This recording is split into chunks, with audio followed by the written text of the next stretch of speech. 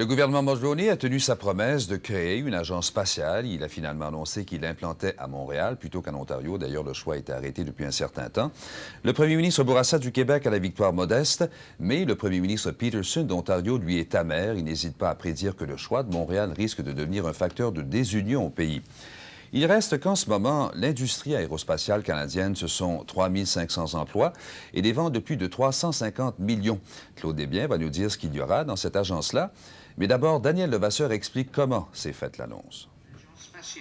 C'est bel et bien décidé cette fois. Montréal sera le site de l'agence spatiale. L'annonce en a été faite en présence de 5 ministres.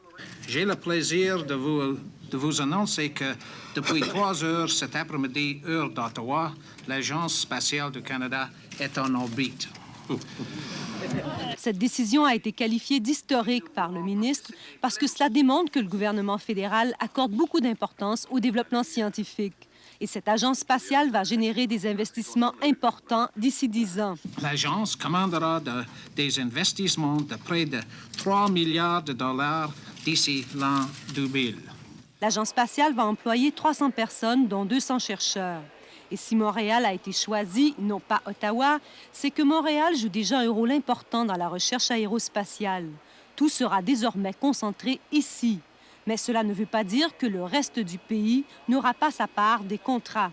Quand on parle de 3 milliards au cours des prochains 10 ans, on parle de contrats qui vont être distribués à l'échelle du pays. Ce qu'on dit, c'est que l'agence qui va distribuer ces contrats-là va être située à Montréal. En tout cas, la venue de l'agence spatiale à Montréal en rend plusieurs très heureux. Lorsque le siège social s'installe ici et qu'on dit qu'on va contrôler des dépenses d'autant de milliards, alors il est évident que ça va créer beaucoup d'emplois ici dans la région. L'agence va administrer à partir de Montréal, va coordonner à partir de Montréal et va déterminer et distribuer les contrats à partir de Montréal. Et c'est ça qu'on souhaitait. Mais pour le premier ministre de l'Ontario, la pilule est dure à avaler. Pour lui, l'agence spatiale est devenue un symbole de désunion nationale. C'est pas bon pour le pays. Et le maire d'Ottawa affirme, lui, que c'est une décision politique illogique. You have nothing to be proud of today. This is not a very banner day in the history of aerospace. Shame on you.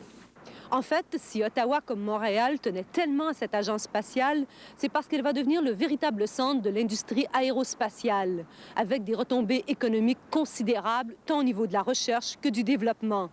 Daniel Levasseur, à Montréal.